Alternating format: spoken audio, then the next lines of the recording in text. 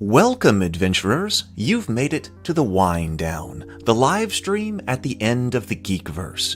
It's a chill place to hang out here as the sun sets on another day. We're here to have a little chat, reflect on the day's successes, and prepare for a better tomorrow. So settle in with your favorite beverage this evening. May I tempt you with a cup of chamomile? Why, thank you, Dory. I would love a mug of tea this evening, but perhaps you would rather have some coffee, though I do recommend decaf this late in the evening. Or perhaps maybe a cold brew is more your style. Oh, no, thank you, Dory. A little red wine. For me, I think. Sounds like an excellent choice, Gandalf. Whatever you want, it's yours. Could I offer you a bourbon, a martini, an old-fashioned, or something perhaps a little stronger? Ugh. Well, I mean, if that's really your thing, then okay, but I hope we can find something a bit better than that. Romulan ale. Why, Bones, you know this is illegal. I only use it for medicinal purposes. All right, now we're talking. I'm Heath, and I'll be your host. Welcome to my home. Come one, come all. Writers, artists, sculptors, storytellers, board gamers, streamers, dungeon masters, fans of sci-fi, fantasy, geeks of all kinds. Whatever your fandom, you have a place here. For soon it will be time for another long rest so that we can recover our hit points, our spells, and our abilities, so we'll be ready to fight on for another day tomorrow. But first, we all need a little time to reflect. Because you've survived another long, perilous day of wilderness treks, dungeoneering, and random encounters. And that's worth celebrating. Let's tell the tale. It's time for the Wind Down. It will improve your life. It really will. Give it a chance. Here we go. Good evening, everyone. Welcome to my home, welcome to the office, and welcome to the Wind Down. It is so great to have you. Tonight, we're going to be continuing our work on 0th level characters for the Hacked Edge, which is our hack of the old school essentials system. I think that it's going very well. I meant to work on it a bit more than I did, but I've been working on other things today, which require a lot of entering information into tiny boxes online, which seems so 15 years ago. You would think that by now with AI that, for instance, if someone wanted to know when you started a job or when you ended a job, uploading your resume with that information really tells them that. But no, we are still stuck in 15 and 20 year ago technology, where not only do you have to upload your resume, but then you have to manually go through and enter in a bunch of information into tiny boxes.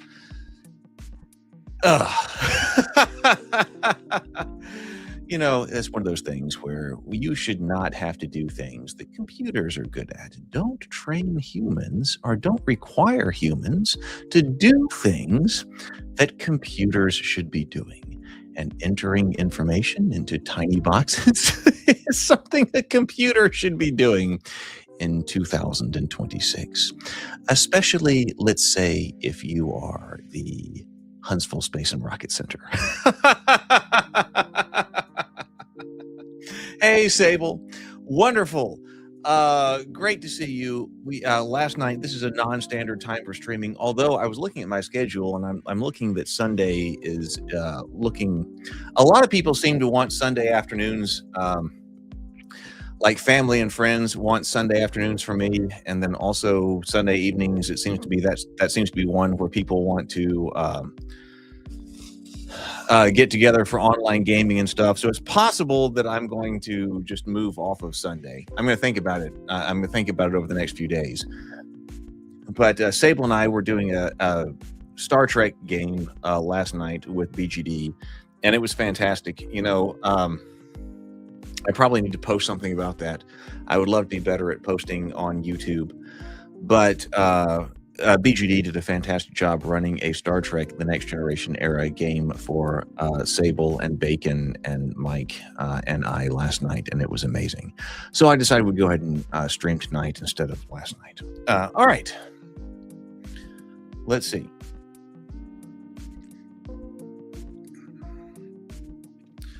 Let's go ahead and bring up what what we have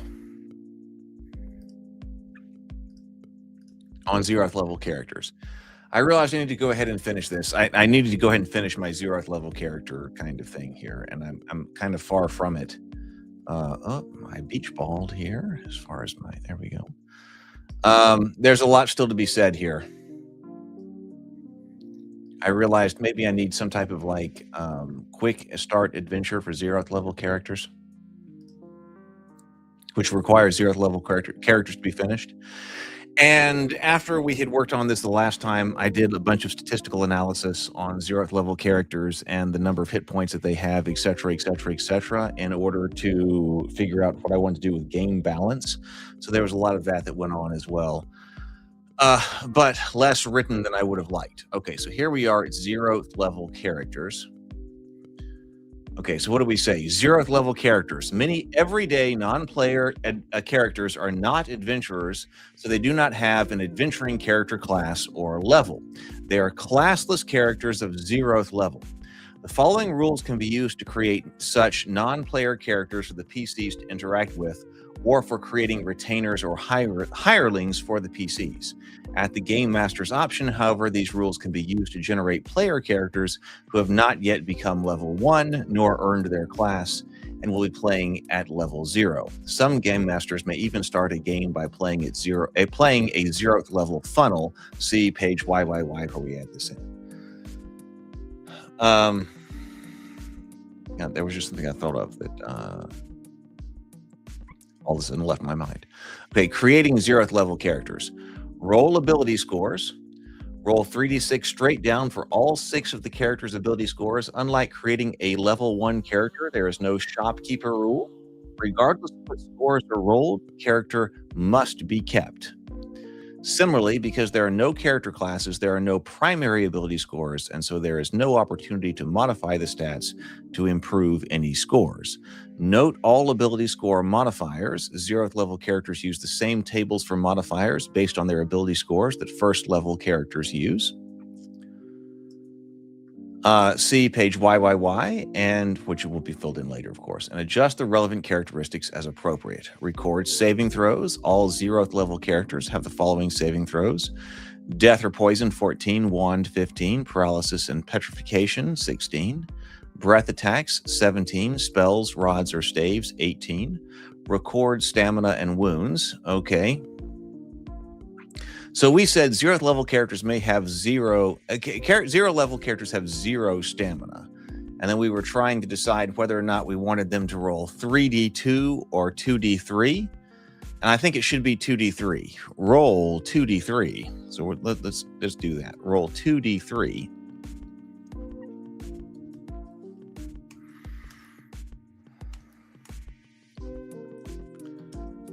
For the character's wounds,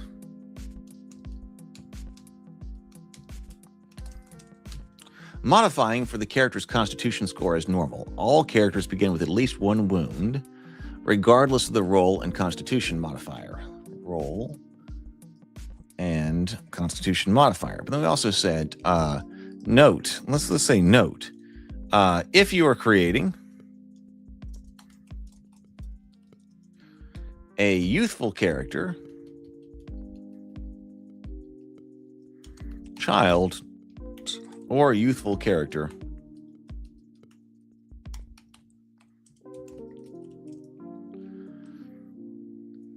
modify the hit points, or not the hit points, the wound points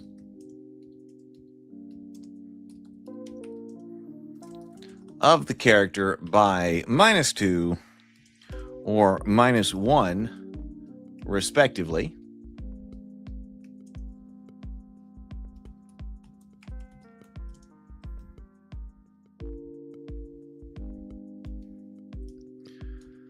maintaining again,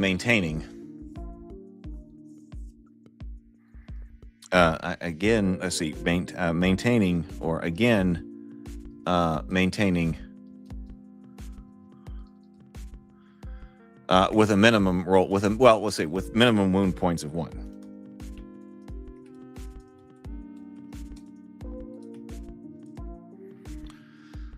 Okay, we talked a lot about demi-human status last time. Roll for demi-human status. This is optional if the game master allows and the player desires. The player may roll to see if the character is demi-human. Roll 1d6. If the player rolls a 1, the character is demi-human. If the character is demi-human, roll d4 to determine its race. 1 dwarf, 2 elf, 3 gnome, 4 halfling. If the character does not qualify for that demi-human race because of ability score restrictions, roll again on the demi-human table until a suitable demi-human race is selected, or the player may choose to remain human. 5. Choose alignment. If the campaign is using alignment, choose the character's alignment or roll randomly for it. If the character is demi-human, take into consideration any alignment restrictions. 6. Languages. All 0th level characters speak Common. Demi-humans also speak their racial language. Characters whose intelligence qualifies them for additional languages speak extra languages as normal. Now we went into a deep conversation last time, especially with Sable had thoughts on this. Do we go to separate demi-human profession tables or do we not? And I think we do not. Separate demi-human profession tables sounds like something at best that would be in some type of like e-zine or something if you wanted to use them. But let's not do that. So you're just going to use the exact same tables as everybody else. All demi-humans begin with the default of 1 and 6 in hear noise skill, as well as the following racial traits.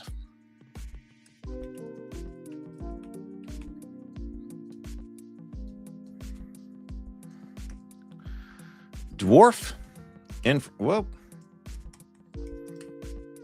accidentally locked my computer. Hopefully, did I take this down? Oh, I did take it down. Accidentally hit a lock on my computer. Let me try to fix this. There we go. There we go. All right. Dwarf, elf, gnome, halfling. So we're going to say that dwarf has infravision out to 60 feet. Elf has infravision out to 60 feet and an immunity to ghoul paralysis. Oh, the dwarf has infravision out to 60 feet and a 2 and 6. That should be change. This should be chance instead of change. Chance of detecting traps in rooms. Elf has infravision out to 60 feet and immunity to ghoul paralysis. Gnome has infravision out to 90 feet. Opponents of large size and larger receive -2 to their attack rolls against gnomes. Halflings +1 to missile attack rolls. Opponents of large size and larger receive -2 to their attack rolls against gnomes. I've also got to start adding this stuff back to the Supabase, the online database that's going to be accessible, well, to anywhere that's online through API. I got a notification that because of the plan that I'm on, my OSE database here is scheduled to be paused in a little while, and so I need to log in and maybe after the stream tonight be like, okay, how do I start loading in first level stuff so that it keeps my database active?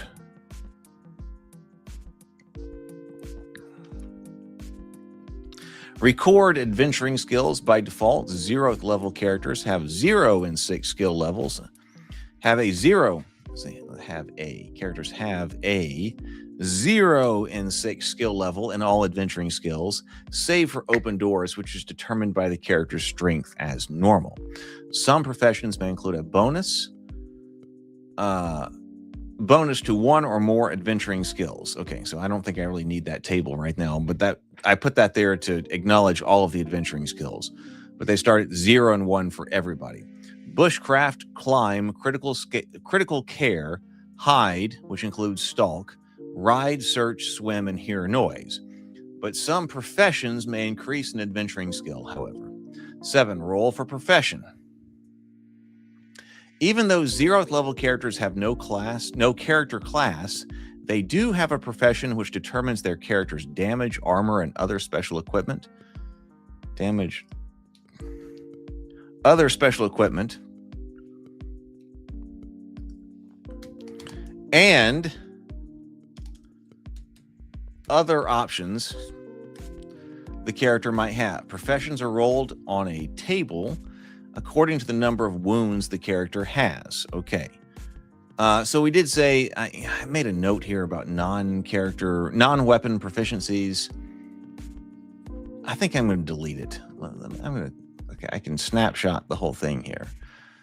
But, bonuses for starting out at 0th level might mean that you have some of these skills at higher level when you start at level 1. And that's just the advantage of surviving 0th level play, I suppose. I don't feel like going into non-weapon proficiencies. It doesn't seem important when you are a adventuring class to me. So 8, record damage. 0th level characters do not have separate damage categories by size of weapon. They have only a single damage statistic, though any special properties of weapons they wield still apply. Record armor class by default. All 0th level characters are unarmed and unshielded, but certain professions may have armor or shields. Choose character sex, choose either male or female. And then this becomes 10 then. Name character. Name the character either by choosing a name or rolling on the appropriate table. And that's why I put choose male or female there, so that we could have both male and female names for the different I think we should do that by race. So human, elf, dwarf names, gnome names, whatever. I mean, people like tables of things, so we can put those in there.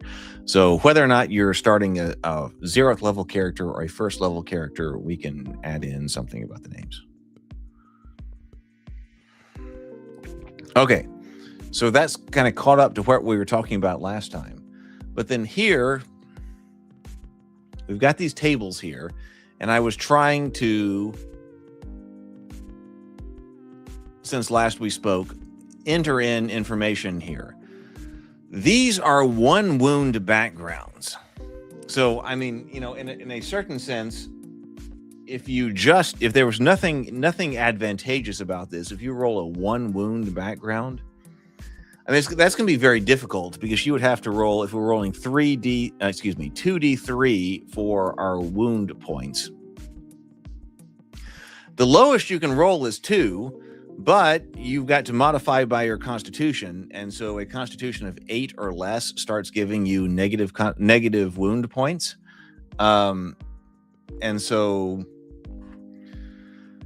if you happen to roll the worst you possibly can on your wound point dice, and you have a constitution of 8 or less, well, then you could have 1 wound point, which is a lot less frequent than Dungeons and Dragons, right? Like if you're just, roll 1d4 or something like that. That's a 25% chance of having 1. But what if we had a situation where having 1 wound was rather rare? Now, I think the number of wound points that you have needs to establish something about what your future is going to be. So I said, okay, 1 wound, I guess maybe we call this 1 wound point. Maybe we start to call this wound points. 1 wound point backgrounds, which are the intellectuals, the arcane, and the desperate. They might make future mages, thieves, and clerics. And the question is here, do we make certain 0th level characters become certain things? Or do we still leave it something that can be chosen? I'm kind of inclined to think that it was something that could still be chosen. But the idea here being that, okay, people with only 1 wound, which, remember, assuming that the normal man can sustain 6 wound points, this is a particularly frail character. I mean, frail on the extreme side. And what did I think about with the the statistics here? I don't know if I can find it.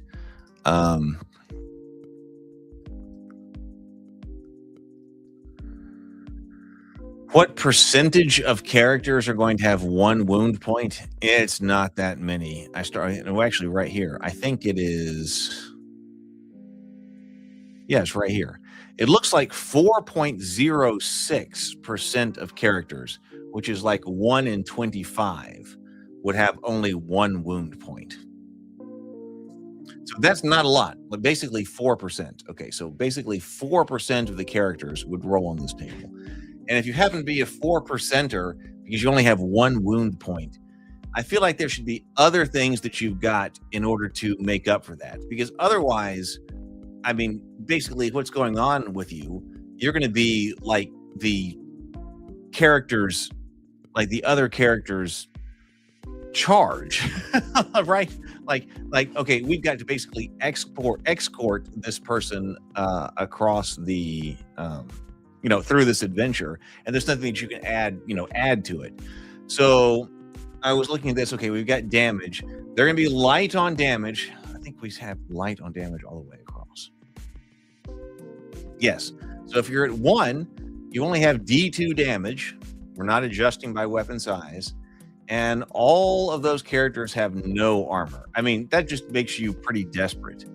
0th level, 1 wound point, D2 damage, no armor. I mean, there has to be some reason for you to be adventuring and going on. And I think what that needs to be is your items and bonuses. I want to make sure that everything that's written here, and I haven't gotten to all of this yet, but I do want to be sure that everything that's written here actually has some type of mechanical impact on the game and is mechanically defined during the game. So, like, for instance, weapon being small knife. Okay, so what does small knife mean? I mean, does knife mean that it is a improvised weapon? It might. I mean, that's another negative against all of these guys. That, okay, a small knife might be a close-range improvised weapon. A brick from the beggar might be another improvised weapon, but it can be thrown. Okay, a dagger, that might be the smallest actual weapon that is out there. So the cult initiate might get that. The porter might get a club. Fortune teller. Okay, so what is hidden shiv? How is hidden shiv different from small knife? Hidden shiv treat as small knife, which is like an improvised cutting weapon, close range cutting weapon, I'm guessing. Herbalist sickle. I don't like library clerk, that the weapon is a heavy tome. It seems like, yes, these might be 0th level characters, but if you're rolling them up here, then they need to have some kind of adventuring chops. So, like, are you really taking a heavy tome? No. I mean, let's come up with something else. Monastic scribe, quill knife. Like, how is that different from a small knife? Do we need to put different labels in there? Small knife, rat catcher club, street urchin, a sling with 20 stones, a student with a walking stick, or a wizard's apprentice with a quarterstaff. Okay, generally speaking, I can see all of those things on the, equipment table and telling you exactly what they do.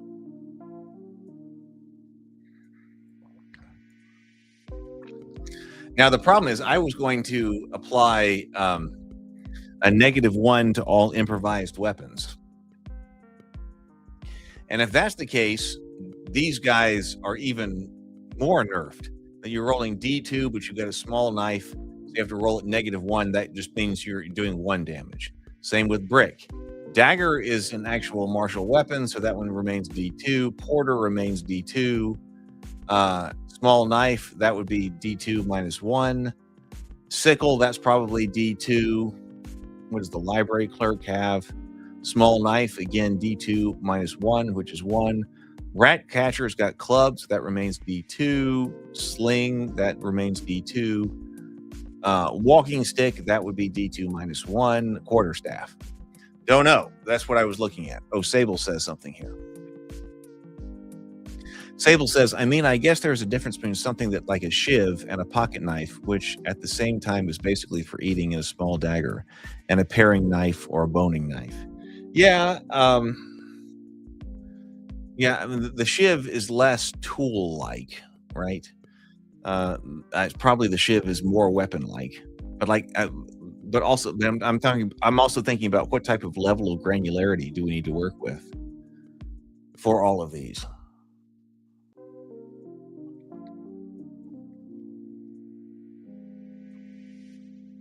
Is it okay to wrap all of those things in one?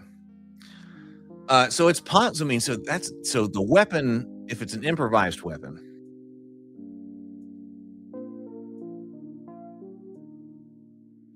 like, so probably what we should do, like small knife.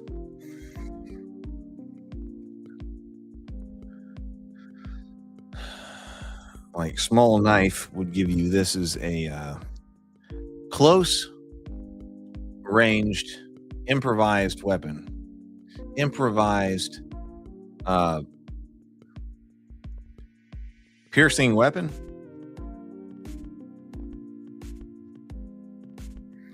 Should we say piercing slashing? I don't know.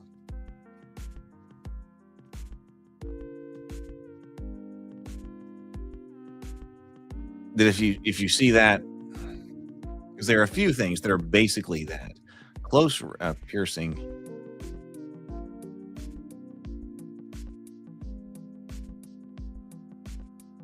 Oh. Slashing weapon.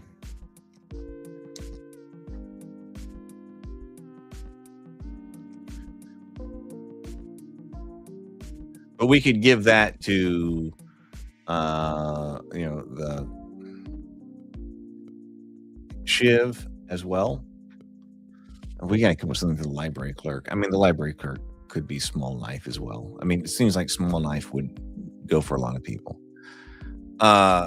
Sable says, yeah, I would. If it's just a small knife or utility knife, it could include some of those. Yeah.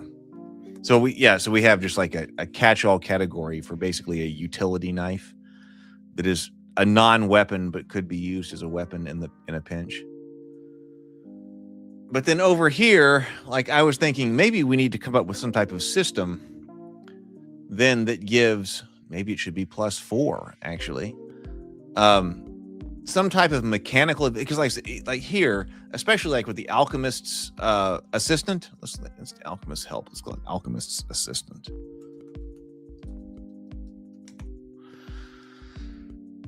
They're only inflicting 1 point of damage. They've got no armor. They've only got 1 wound point by definition.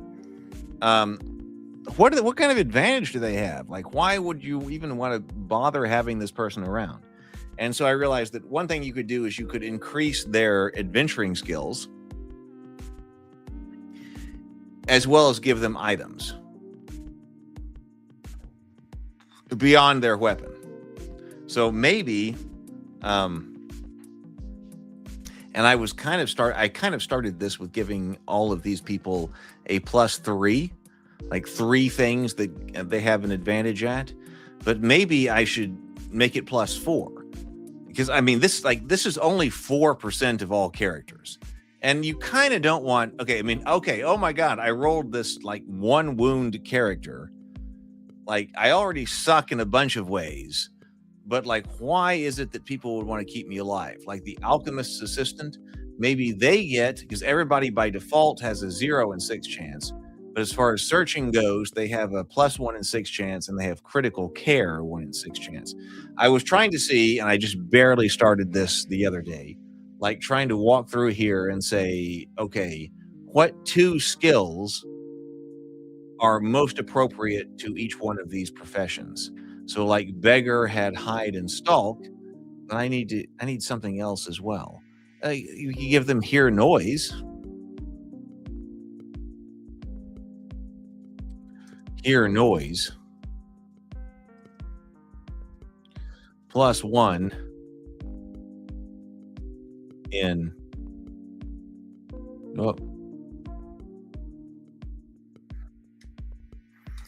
maybe give the beggars +1 in 6 for both hide and hear noise, and then as well as bandages. I got to talk about bandage because we also need to make sure that anything that's mentioned here, if it's not an improvised weapon, is included in our adventuring gear.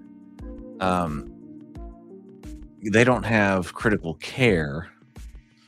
maybe something else. But maybe it should be 4 things. Like if you're at a 4% kind of character, your damage sucks, your armor class sucks, your kind of weapon that you've got sucks. You have 1 wound point, which sucks. But maybe it needs to kind of balance this out to 4 kinds of things. And then also, like this could also be cantrips. Maybe it should be 4. And then we start to decrease this systematically as we go up in hit point level. Because we need to talk about cantrips.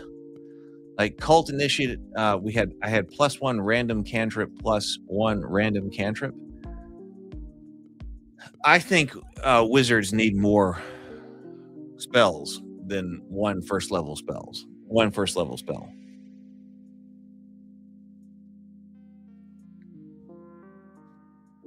So I think cantrips are a potentially good way about going, are a potentially good way of going and adding more spells to a first level wizard or a 0th level wizard.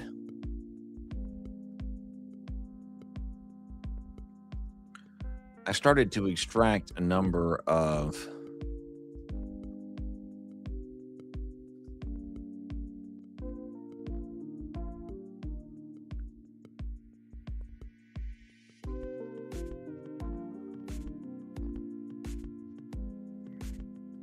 I don't know where it went. A number of potential cantrips from a bunch of different D&D things. But I think that's important. I guess I have deleted it accidentally. I thought I had a list of D&D cantrips. Let me look one other place. Well, I guess I can bring some of them over. But Sable Phoenix says, also, like a lot of old school systems, give them a bonus to how many spells they can start with based on their intelligence. Well, they've got that. Yeah, no, they've definitely got that. Because we say that... whoop, I'm here. No, we've definitely said that. Because we have said that with... noting all ability score modifiers. 0th level characters use the same tables for modifiers based on their ability scores that first level characters use. So if you have got a high intelligence, you get bonus spells exactly like a first level character. So yeah, we have definitely said that. Yeah, if you're a highly intelligent 0th level character, you get bonus spells. No problem. All 0th level characters apply all ability score modifiers.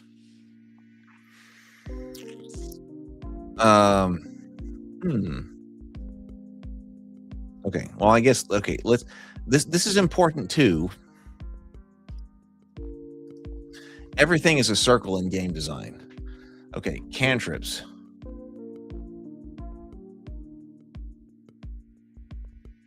Is this something Gemini can do? I don't know. Let's find out.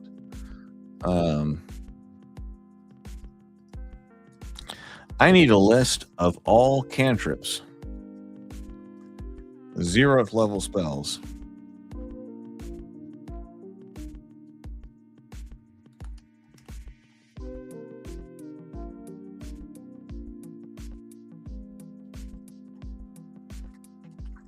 That are in the core book, the core PHB of 5e D&D.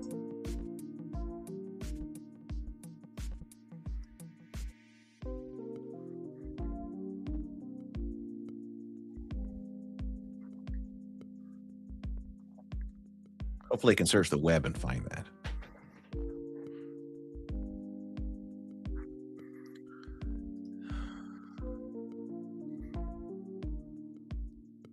I'll copy these over. I don't think we need them all.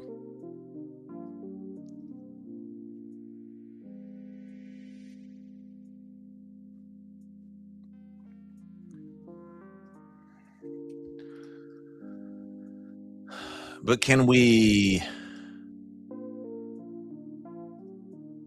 which means that we also need to add in 0th level spells, cantrips, into our spells for first level characters and other level characters as well. Okay, so this is what was generated. We're going to check for accuracy, of course. and also potentially make some adjustments, because I noticed in 5th edition some of the cantrips are actually really powerful, and we need to restrict the power of the cantrips.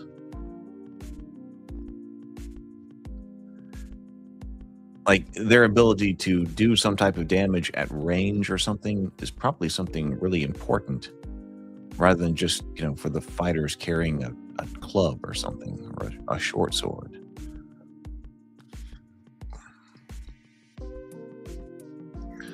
Okay, so we've got things like Acid Splash. Hurl a bubble of acid at 1 or 2 adjacent creatures. I mean, that one in general seems okay. Blade Ward.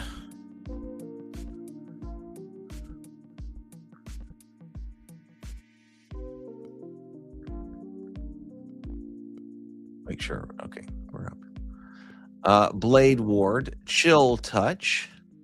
Necromancy. Create a ghostly skeletal hand to deal necrotic damage and prevent the target from regaining hit points. Okay. Dancing Lights. Evocation. Create up to 4 torch-sized lights that you can move around within range. Are these determined between arcane and divine? Because it seems like somebody like the cultist might be rolling on the divine, whereas the wizard's apprentice would be rolling on a table for the arcane. Seems like, anyway. Druid Craft. Transmutation. Predict the weather, make a seed bloom, light a campfire, or create a harmless sensory effect. So that's the kind of thing that I have difficulty dealing with mechanically, especially for thinking about something that's going to be loaded into a table online. How do you deal with Druid? And also with Dancing Lights, create up to 4 torch-sized lights that you can move around within range. Eldritch Blast. Okay, damage scales with level. Firebolt. Evocation. Hurl a mote of fire at a creature or object.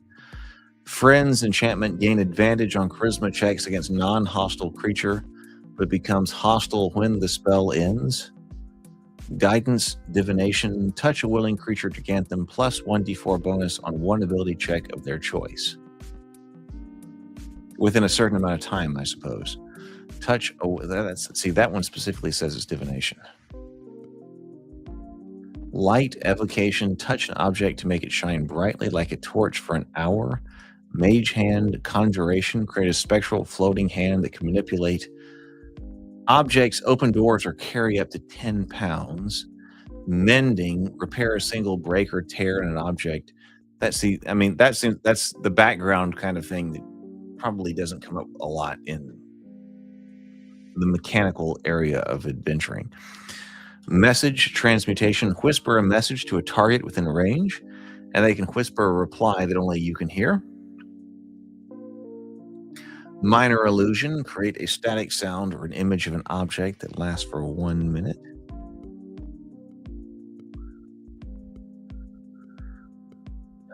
Poison Spray. Project a puff of noxious gas that requires a Constitution saving throw to avoid poison damage. Prestidigitation. Transmutation. Perform minor magical tricks. And that's another one that's more flavor than anything else. Produce Flame. A flickering flame appears in your hand, shedding light and allowing you to hurl it as an attack. Ray of Frost. Evocation. A frigid being deals cold damage and slows the target's movement speed by 10 feet until your next turn.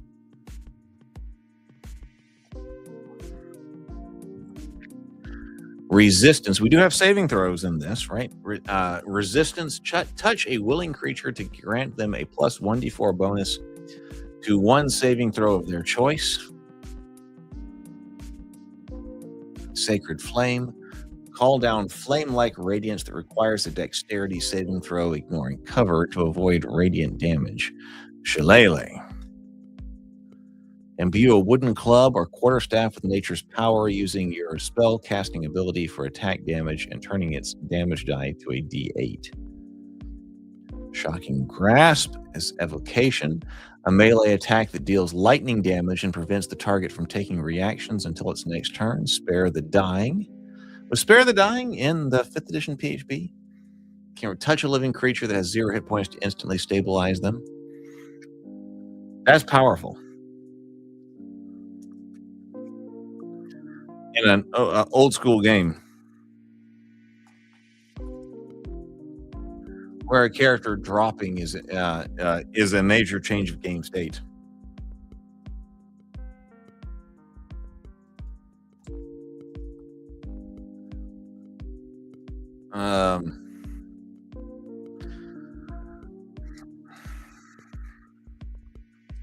I will say that randomly rolling for that helps.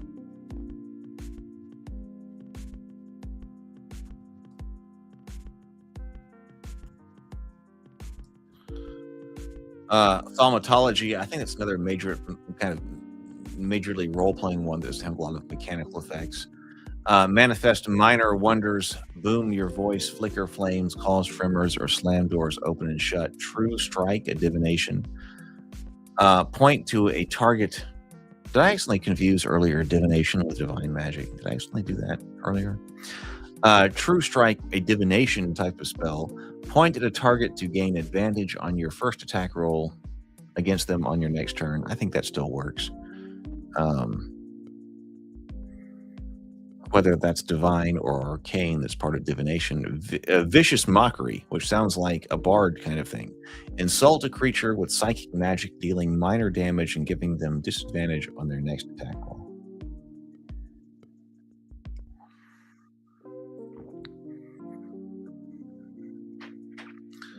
Like, I think these need to have max of D2 damage. Hey, welcome.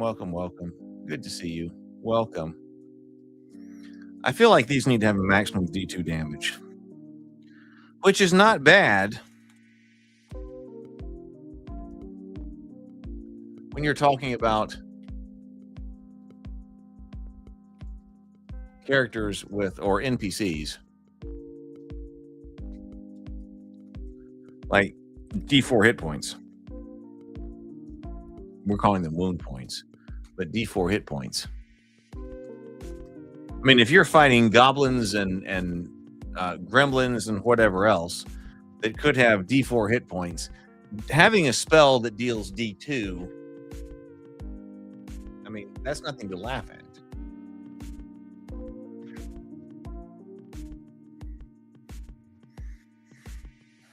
But from that, we need an explanation. We need further explanation of each one. Plus, we need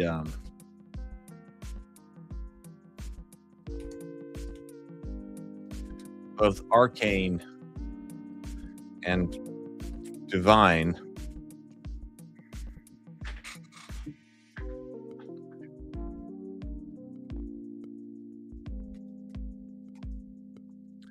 spell lists, random spell lists.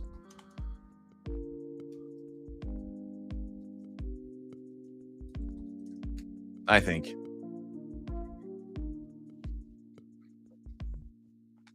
That way, if you are talking about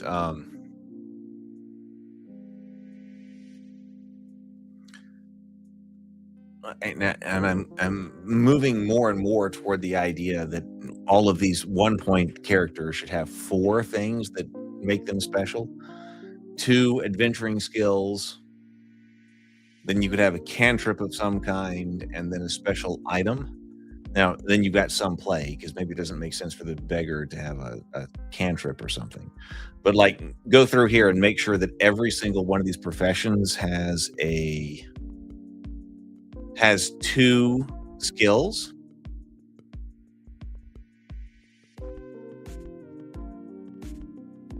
Like porter plus 1 divine cantrip.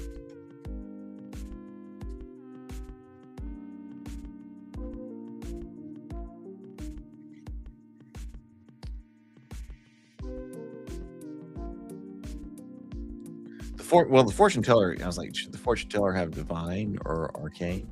Fortune teller could be divine. Herbalist could have herbs. Okay. But like they probably need search. Probably makes sense to have search. Like, what kind of things does the herbalist have? Hear noise, swim, search, ride, hide. Well, probably critical care. And I don't mind overloading critical care down here because these are the 1-point characters. And what's a reason to potentially have them stay alive? Because they have critical care to heal you in the field. Care +1 of D6.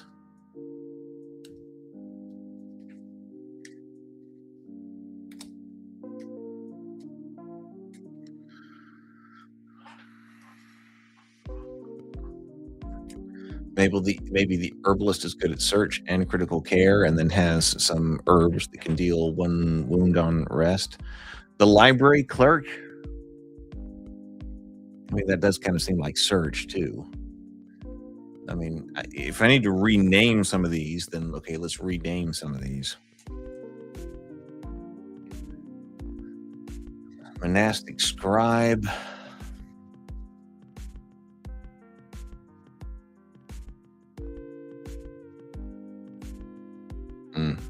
I don't know. Some of these are difficult. Wizard's apprentice. What two kind of skills would a wizard's apprentice have? Search and I like having the more clerical have a critical care. The wizard's apprentice could have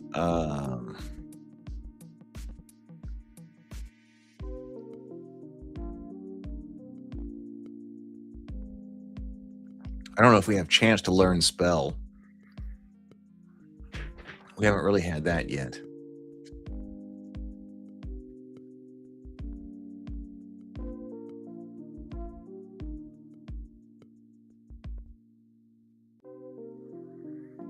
I don't know. That makes it kind of difficult to come up with an adventuring kind of skill. Rat catcher? Like, what are we? Street urchin? What type of skills do we have? And also, probably I might have to adjust these skills on this table in order to make it something that can be brought in by SQL to the online database.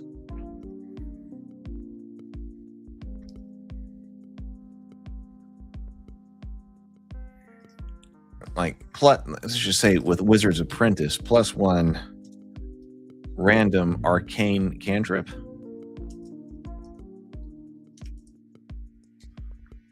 And then again, let's do it again. So you have 2. You have 2 +1 random arcane cantrip.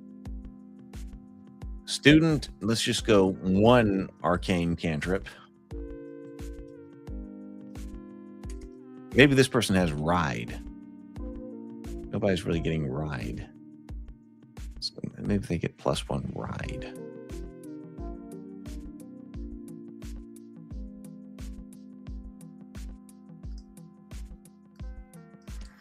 This says they get a lantern, which is fine as long as I write down exactly what a lantern does. +1 random arcane cantrip. What did I say? +1 ride.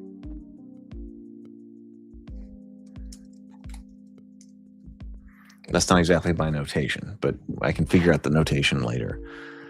Arcane cantrip, ride, plus a lantern. Street urchin. See, that seems like you should have the +1. Well, could that, I don't know how many people have swim. Like, you could add swim to the street urchin, I think. I mean, you could say hide and swim. I'm also trying to make sure all these things are different. If we need to go back and rename them, we can. Swim. A lot of the demi-humans get +1 to the hear noise.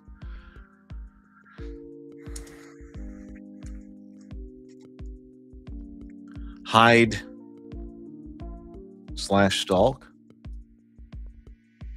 I want to be sure that they're as different as possible. The rat catcher. What's the rat catcher supposed to be? The creating the 0th level kind of characters in this way has taken more time than I was expecting.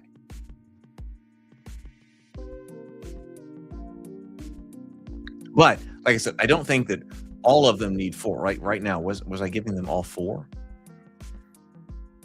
I think I was giving them D3. They might need to move to D4. But then when you come down here to D2,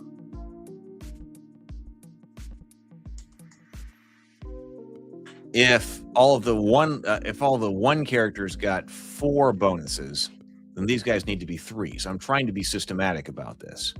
They're like, oh, well, you ended up with 2 wounds, so you get slightly less stuff. Even though 2 wounds, that's still going to be rough. That's still going to be really rough.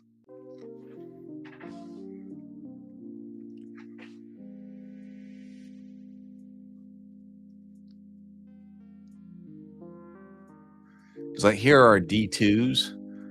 In service, performance, and minor skills, likely futures includes bard, thief, cleric, and mage. So actor, like if we end up with 4 things or for an item and bonus, we need to go to 3 of them here for 2. Does that make sense that we have to have 2 of them for 3?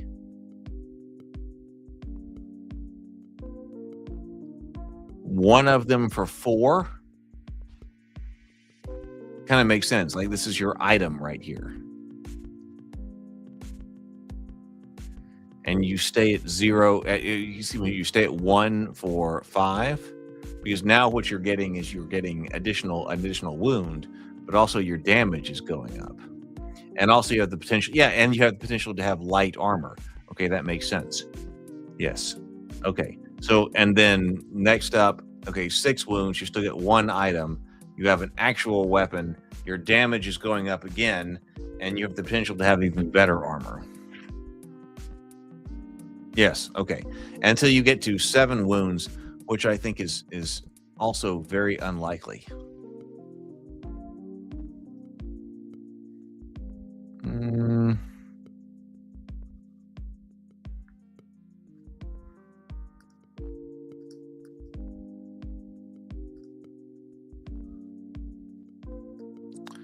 Well, not sure. But 7 wounds is very unlikely. Oh, I think it might be over here.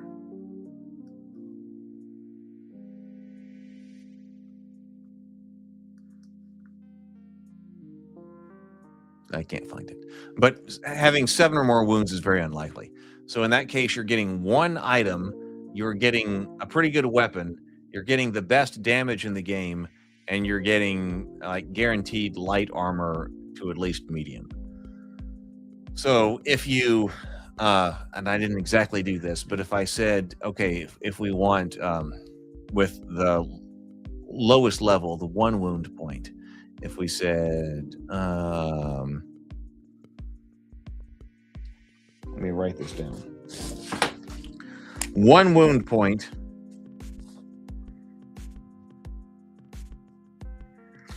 no armor, 0 armor, D2 damage, improvised weapon. So, I mean, that's like a -1, -1, -1. 1 wound point on its own. But 4 skills or equipments. It'd be 4 minus 2. That would give you a total of -1. Like, I mean, if that's even a legitimate thing to do, because then when you go on, you would say, okay, well now here,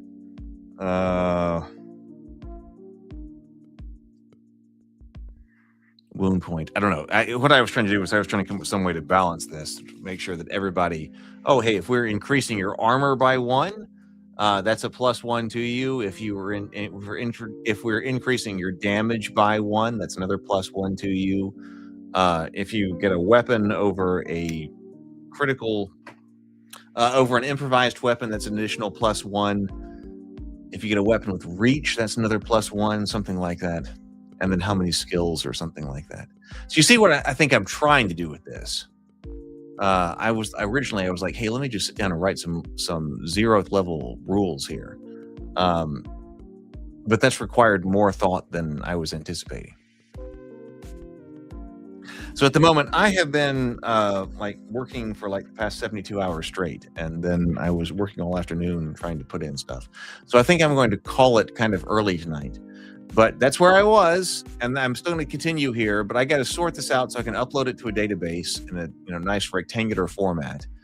And I really want to finish the first level these 0th level characters so that we can use them in some way online. But I'm going to get out of here for right now. Have a wonderful evening. Thank you for listening to me. Have a wonderful night, and I will talk to you later.